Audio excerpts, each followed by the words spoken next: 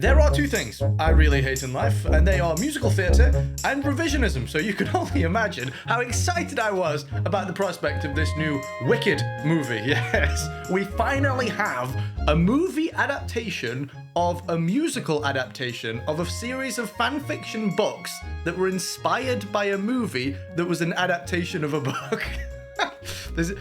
Welcome to the 21st century, people. Now, Johnny, if you absolutely hate musical theatre and almost everything that it stands for, wouldn't that make you a slightly biased and unreliable source for a review and or commentary of a musical? No, not really. Shut up. Wicked! It's a musical, and you know how much I love those. Yeah, it's one that I've not seen as well until yesterday and this morning, because I saw the stage show last night and then went to see the very first screening of it in my local cinema this morning. I'm nothing if not thorough and mildly masochistic. I'm also missing many neural pathways that I had last week, but we'll press on. Now, if I could legitimately ask the musical theatre lot that is watching, what is probably quite a daft question, but I don't care because you're all daft people. What's the deal? Why can't I just watch Wicked the stage show on Blu-ray? Or why can't I stream it? Why is there no recording of Wicked that you can purchase? Why is that not a thing? And that wouldn't be as much of an issue if it was easy to just go and see the stage show, but it's not even on around where I live. You literally can't go and see it even if you wanted to. So thanks to you prancing ninnies and your perplexing idiosyncrasies, why you can't just make DVDs and Blu-rays or stream things still, I don't know, but it meant that I had to sail the high seas, as if the idea of musical theatre wasn't nauseating enough. And, talking of seasickness, if the handheld camera skills displayed by the Wicked fanbase is any kind of indictment of Wicked itself, it's not looking very good. The best it could muster was 480p, not to mention the fact the camera appeared to be attached to a startled arthritic jackhammer. And look, boys, I know we're talking musical theatre today. I'm sorry to do it to you, so to compensate, here's a small dose of something with a little more grunt. Fun fact, it is illegal to possess and or use thermonuclear weapons, but not with today's sponsor, War Thunder. That's spicy. 120mm depleted uranium tank rounds can cost thousands of dollars each, but not with War Thunder. It's free to play, and unlike the government, they won't judge you for using super heavy metals to obliterate your enemies. That's super spicy. Thank you, War Thunder. Very cool. Combine your arsenal of ground, air, and naval hardware to deliver ordnance punctually to your enemy's doorstep. Hello, enemy. I brought you one of these. I hope you like it.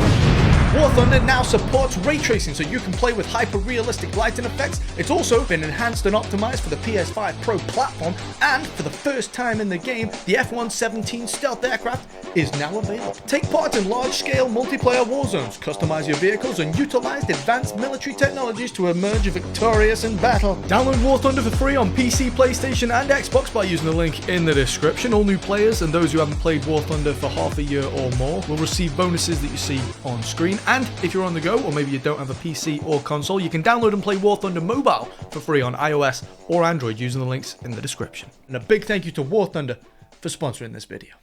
Now, because I care about you, and I don't want you to accidentally attend a musical theatre performance, here's a quick synopsis of Wicked. There's a green witch who everyone thinks is bad, but she's actually good, but then she's kind of forced into becoming bad, but not because she's inherently bad, more so that the people around her are bad, and then she ends up kind of good and kind of bad, and also married to a scarecrow. Did I ever tell you guys how much I love moral ambiguity? And scarecrows. I tell you what, one thing I will give the stage show credit for is that it's really quite funny. Bits of the dialogue in between the spontaneous musical numbers was really quite witty at times.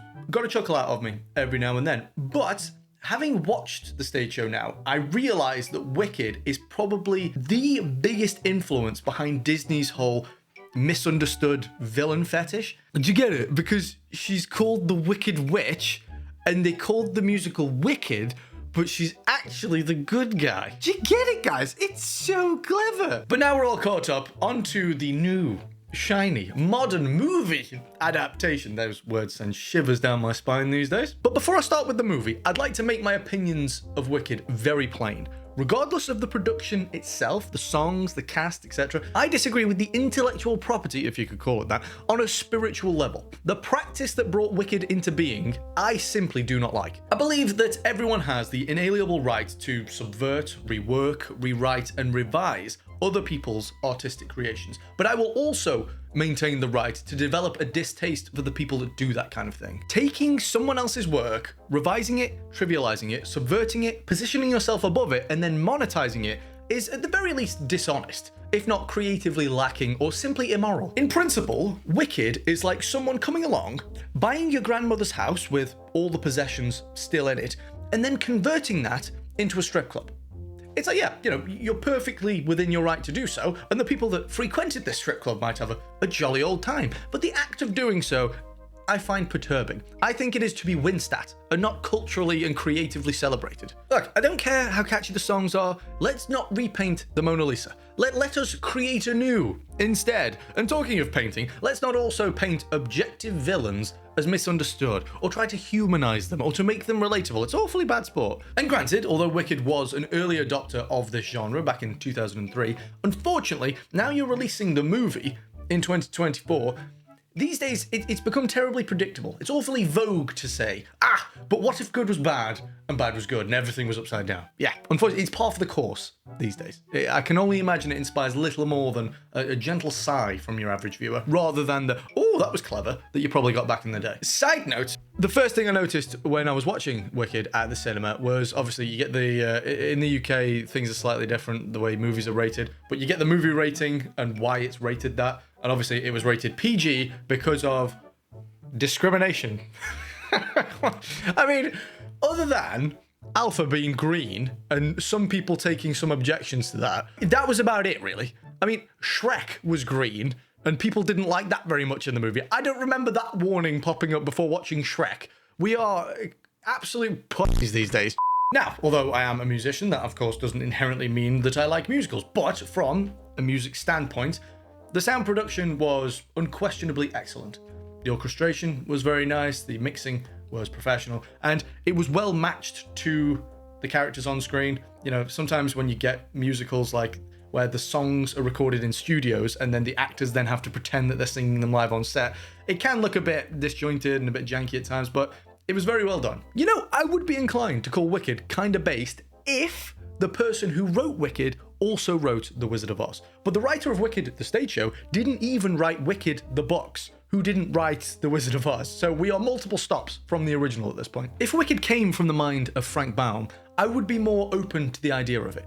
You know, you release this seemingly cut and dry story of good and evil, that being The Wizard of Oz, and then you release this sequel that takes a step back and expands the story, recontextualizing everything you thought was true in that first installment. That's really quite clever. I like that. But it didn't. It didn't come from the mind of Frank Baum. It came from other people's minds. You know, at this point, well, we're like a century removed from the original. So it is nothing more than revisionist fanfiction. It wasn't his vision, but it did use his characters and his story that he created. So again, it's not the product, more so the practice that I object to. In the movie, I found the character of Alphaba to be more withdrawn and less emotional than in the stage show. You know, I don't know if this is the writing or if it's the Hollywood female characters can't have their agency removed clause that changed her character. She was a bit of a loose cannon at the start of the stage show.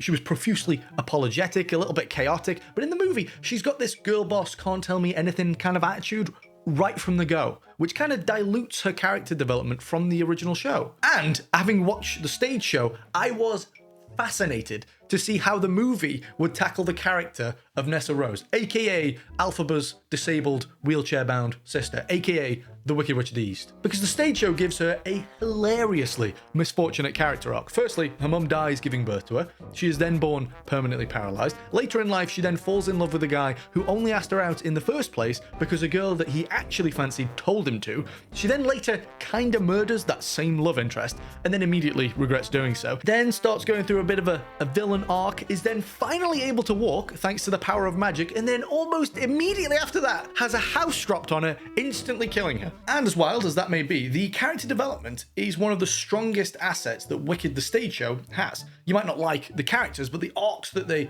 embark upon are genuinely interesting. They're cerebral, they twist together quite nicely. Like I said, one of its best aspects, and I say the stage show and not the movie, by the way, because the movie, I didn't realize this until I went to see it, is the first of a two-parter. So it only covers half of the story, even though the movie is half an hour longer than the stage show. It only covers half of its story. Yeah, it sounds like they've been having meetings with Tetsuya Nomura, if you know what I mean. you almost definitely don't know what I mean, but if you do, that was a good joke. Side note, Prince Fiero in Wicked has the exact same story arc as Turnip Head in Howl's Moving Castle, just in reverse. The movie also got rid of a prominent line from the original that I was quite fond of, and that was when Madame Morrible says, "Do not apologize for talent." No surprise that they got rid of that in the movie. Hey, got him. Now, I hate that I'm saying this, but the movie has sort of smoothed out the flamboyant frills around the edges that the theatre performance had, and having just watched the stage show going into the movie, it leaves the movie feeling a little bit emotionally muted. Now, shut up, no, I'm not making a case in favour of musical theatre. I'm just saying that if you are going to adapt a Broadway show, you gotta go full musical. I can't believe I just said that. The visuals are, decent enough. It's got a similar aesthetic vibe to like Tim Burton's Charlie and the Chocolate Factory, and very much like that movie, it's got its fair share of odd-looking CG here and there. Almost every wide shot and background in this movie has CG in it. And thank God, there is a collection of brand new songs for the movie.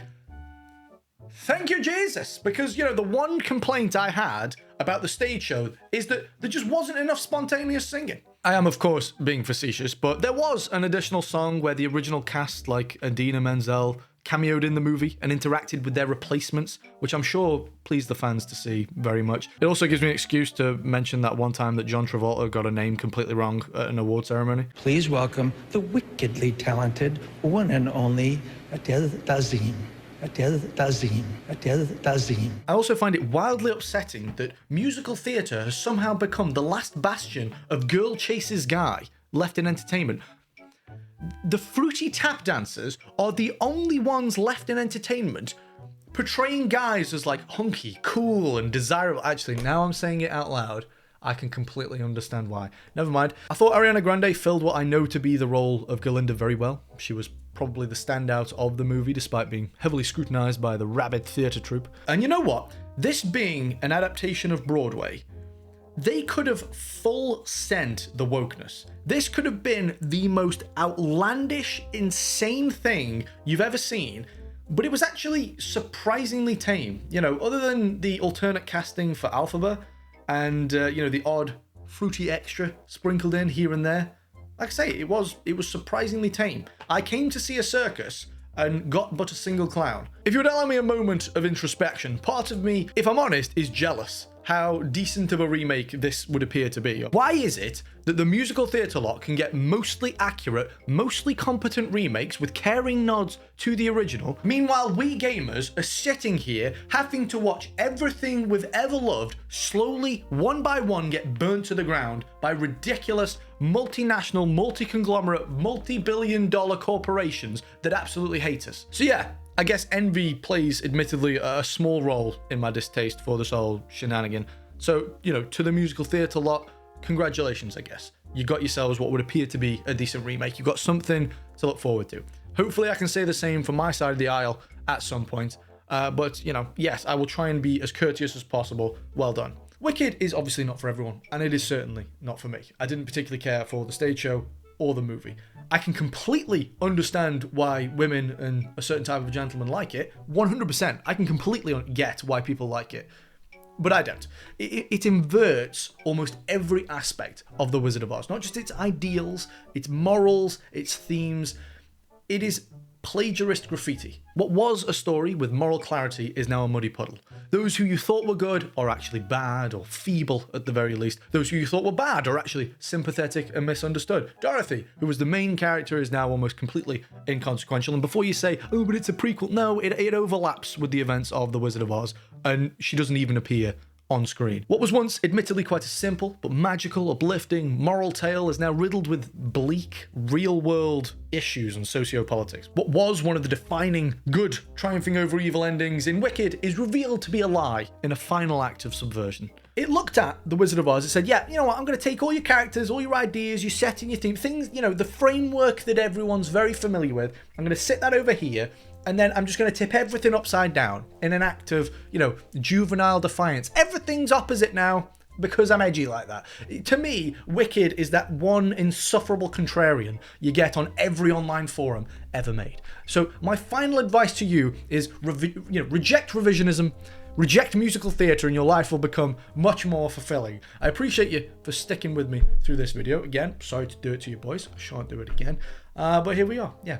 See you in the next one. And as always, a big shout out to the patrons and the channel members. These are the Knights of Lore. We have Michael Turpia, Pozobon, Flunky, Dagger D69, nice, Jax, Koss, Michael Myson, Texas Lawman, ATS, Saint Nemo, Steve the Goat, The Grand Admiral, Jordan96, Patrick Coyne, and ZDN94. To each one of you, I thank you for serving the realm. And of course, a big thank you to the tier 2s and the tier 1s. To everyone on this list, thank you ever so much for going out of your way to support me here on this channel. Thank you. And there we go. Another day, another video. Will you join me for my next one? Probably not after what I put you through today, but I'll see you in the next one. Until then, take care. See you around.